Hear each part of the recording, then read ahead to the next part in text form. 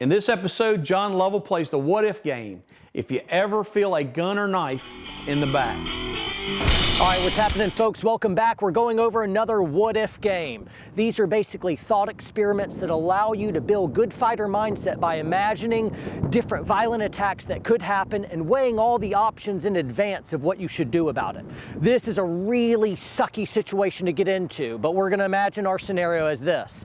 You just exited a store or a restaurant and you feel, a bunch of people around you, you feel a knife or a gun stuck in your back. And somebody says, move around to the back of the store, and they're steering you around. So imagine a scenario kind of like that. You have different options, and some of the options may pay off. Some of them are stupid and may actually work. Some of them are good and may actually not work. You never really know. So I'm going to leave it up to you guys to listen to all the different options, and you're going to have to weigh it out. Okay, what are the moral constraints, the legal constraints here? What are the good tactical constraints? And you're going to have to kind of flesh this out. It's going to be also based on what are your skill sets, what is your aptitude. So if it's run away and you are 845-pound person, run isn't a good option for you. You're not a good runner, are you?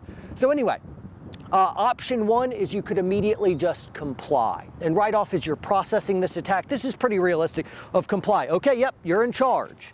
And then you end up doing exactly what they say. Now the problem is if you actually get to what cops will refer to as the second crime scene, you can't get there. There's things worse than death that happen at the second crime scene. So even if you're complying, guys, you cannot allow yourself to get to the second crime scene. So somewhere between where you are and where you're going, you're gonna have to come up with a new plan. But if compliance just all the way where you throw yourself on their mercy, that could end very badly for you. But again, it is an option. A second option is to just bolt, run for your life, because literally your life depends on it. This is a good option in the sense of every moment you can get away a little bit more. Bad guys want compliant and easy targets. So if you're just acquiescing whatever they said,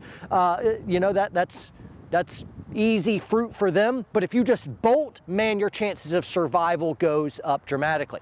You could also go, and here's crazy options. A third one, it's dumb enough that it might actually work or it'd get you killed. Just go ahead and feign like you fainted. Grab your heart and just lay down on the ground. They may give you, knife you up a little bit for that or shoot you, or they may just be like, well, he won't do what I say, and then he just kind of goes on about his business. So, but could possibly work. Who knows? I'll leave it to you.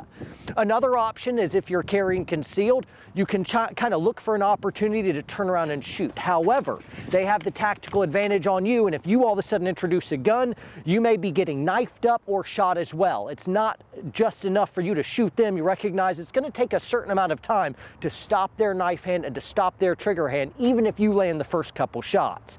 So that is also a consideration.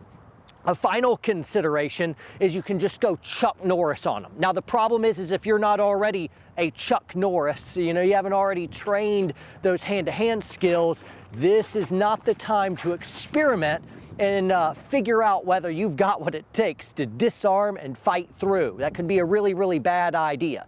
So guys, I'll leave it to you. Out of all those 5 options, which one sounds the best to you? What gives you the greatest chance of survival? And maybe I didn't come up with an option that you're thinking of right there. But anyway, this is meant to allow you to think through some of these problems, and I'll leave it to you guys. So until next time, train hard and train smart. All right, folks, scenarios like this are way too complicated to possibly solve in just a few minutes. So this is a starting point so that you can start thinking about all the moral, legal, and tactical considerations so you can make a good decision and be ready for the fight.